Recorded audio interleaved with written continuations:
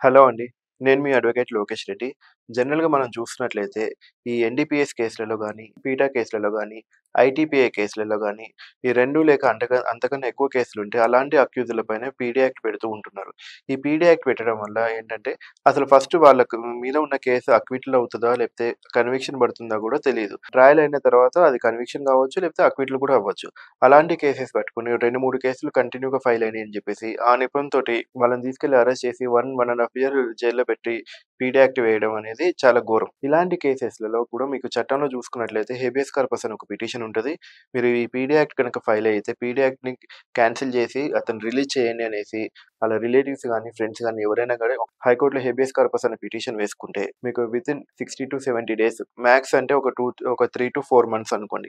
ఈ 4 మంత్స్‌లో ఈ పీడీ యాక్ట్ క్యాన్సిల్ అయ్యే అవకాశం కూడా ఉంటుంది. ఇది కేస్ టు కేస్ డిఫరెంట్‌గా ఉంటుంది.